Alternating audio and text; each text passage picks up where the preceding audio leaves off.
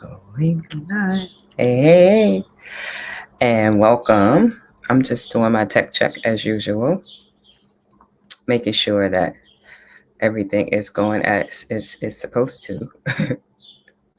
It says I'm live. So, yes, I am here. Welcome, everybody, to part two of Simply Powerful Stress Relief. And today's simple topic is release, right? Last week it was breathe.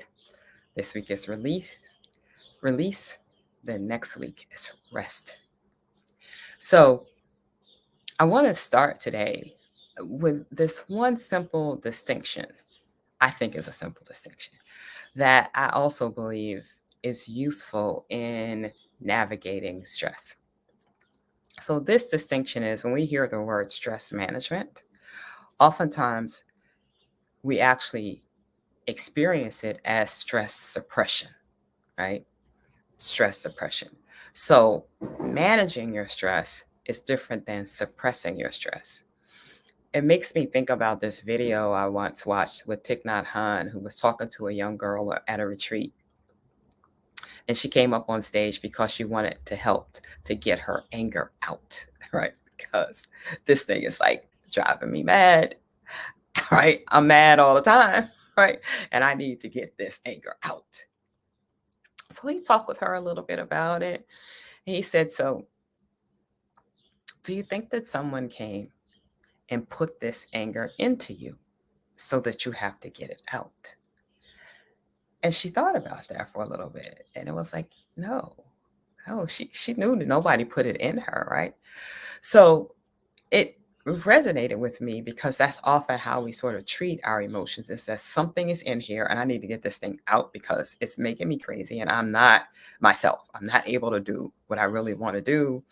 I can't relate to people like I usually do. I can't approach my work the way I usually do. I'm feeling drained, all these things. So when that happens, when we get to that place where we're feeling drained and we can't do, that's actually a signal that says maybe we're actually trying to suppress what we're feeling rather than actually work with it, right? Last week I used the word churning.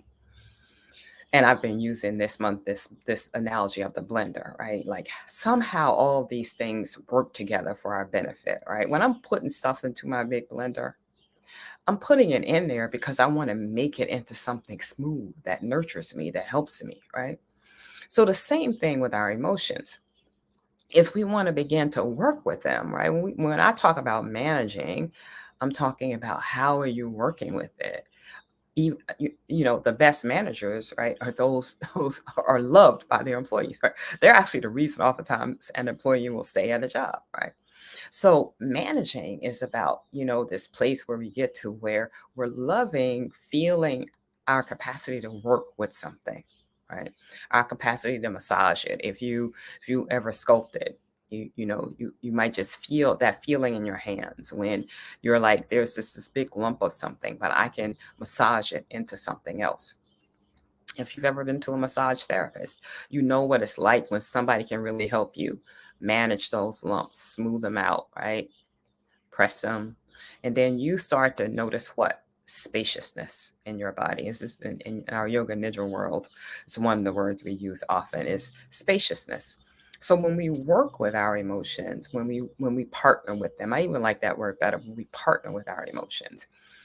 Because my position is that there's nothing happening inside you that you can't use to help you. So, and as Thich Nhat Hanh said to the little girl, no one came and put it into you, right? Literally, we create our own emotional responses and experiences. Yes, they are stimuli out from the outside world, but what happens inside of us and how we relate to those stimuli is completely within our capacity to begin to shift. Even right, and many of us need different ways of being able to shift because right, we just have different needs. So today I want to offer something that I see as one of those very simply powerful techniques that can help you begin to actually manage, right? work with, partner with your stressful experiences so that they become this resource for you to be able to actually do the work that matters to you, to relate to the people that you love and you want to be around, to create the projects you want to create.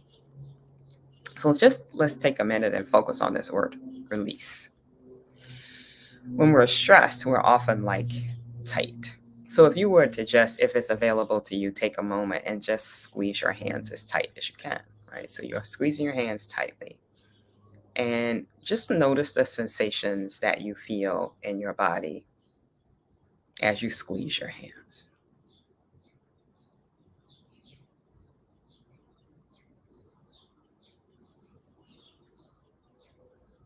Now release them and notice what shifted. Now, for me, squeezing my hands, even just for a few seconds, I start to notice my breathing shift. But when I released, I actually took a deeper breath and I exhaled more, right?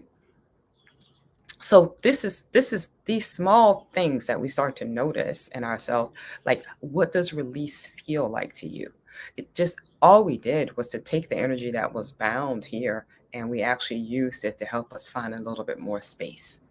So this idea of release is like how do you take this energy that's bound in stress and begin to actually use it as a way to release. So this technique I'm going to talk about today is essentially it's a very well researched technique. There are books and articles about it. Um, though of course, like with any research, it always leaves you with a little bit another question to ask to actually improve it to make it work even more effectively for people who try it. So it's expressive writing. And what you do in this expressive writing, remember, we're trying to go from this place, if we're talking about processing our emotions, we're talking about managing our emotions, we're talking about partnering with our emotions. We're trying to get to from this place from this place where we feel like everything's sort of tight and bound and we can't really quite access what we need to get our work done or to relate the way we want to relate, to this place where we feel some spaciousness, right? We feel some room to move. We feel like, oh, I can start to work now. I can shift things around. We have access again to this part of us that can problem solve. So this expressive writing technique, the basic part of it is that you take a stressful situation, whatever that situation is for you, and you spend anywhere from about 15 minutes or so, right? You can spend a little bit longer, maybe up to 20 minutes. You can even go down to 10 minutes if you'd like. And you write about it. No censoring, no worrying about grammar. You just write about this stressful situation. You know, yesterday, I had this client and they were very demanding, and I'm not sure that I can manage da da da da. Or here's one example from the research. A group of engineers had a job. You know, they'd been at a company for many, many years, and then they come to work one day, and by one, they're ushered into the main office to be told that they are no longer needed and that they're losing their job that day. Security takes them to their desk. They pack up all their things, walk them to the door, and they have to hand in their keys, right? So completely out of nowhere, job they've loved and worked at for many years, just gone. So a stressor, right? A stressful situation like that, we can just get stuck in our anger about it. And we can ruminate over it because, like, where did that come from, right? Many times things come out what we call out of the blue, right? They come like from nowhere. So you could take that situation and you would sit and you write about how angry you are, how surprised you were, how much trust you had in this organization, and wow, how they violated your trust and you just never expected it. And then there might be a part of you saying, well, why didn't I expect it? Right? What was going on with me that I had noticed it? And all you're gonna do, no censoring, anything, you're just gonna write about whatever you're experiencing for about 15 minutes. And you do that 4 days in a row. Now here's the interesting thing is that what happens, the research says, and I've seen this with clients, what happens is that they actually feel relief. They actually are able to say, oh, this is what was going on. This is what was keeping me stuck. Okay, now I see it. It's in front of me. So if you were to think about it even a few steps further, when you've written something, now what was inside of you and it was just floating around as emotion, right? Energy moving, now has actually come through your hand and onto a page and you can see it. So this is actually what my qigong grandmaster talks about is this capacity we have to actually transform something that's an emotion into something physical, like when we cry. It could be tears of joy, it could be tears of uh, of sadness, but we feel something inside, and the energy, right? We transform it into a physical expression. So from that perspective, right, as we're writing this thing that's inside of us, now this energy that was like blocked like this, we loosen our hands a little bit and we actually start to move it onto a page, right? So there's a kind of a sense of agency that can come with that. I will say for me, that's one of the things I experience. It's like, oh, okay, here this thing is, it's right in front of me. And oftentimes for me, I'll start to see little solutions start to pop up, like ideas for how to manage something that I've been stressed about. So you can take that, and in 4 days, you'll feel some release. You'll have some space. You'll feel like some ideas coming, probably. And a next step that you could do is actually to go back and look at, oh, what's the real problem? What are some of the problems that were showing up as I was writing? And you can just take them out one by one and write it, maybe take 10 minutes and say, oh, really, I was concerned about maybe being able to get a new job. I haven't applied for a job in a while. So, how can I handle that? Well, I could get a career coach. I could talk to someone else in my industry. I could reach out to some of my contacts. And then you start to problem solve it because now that emotion that was stuck has become energy on a page that stimulates you to think, right? You get some release, you got some space. Now you can think through all the skills that you have inside now become more available to you, right? And now you can use that to begin to set a new direction for yourself, right? So think of your emotions as partners, think of your stress as a partner, and then begin to say, everything I'm feeling now feels really tight. It's like, right? Energy's bound, but with writing, I can begin to actually move this energy through me onto a page until I get some relief, some spaciousness, so that I can now start to look at it more clearly. Think of some, just start brainstorming things that you might be able to do to address the problems that are showing up in what you're writing. And that is what I wanted to share with you today. If you have any questions, you can pop them in the chat. Even if you're watching a replay, put your questions in the chat, or you can always message me. I'll respond.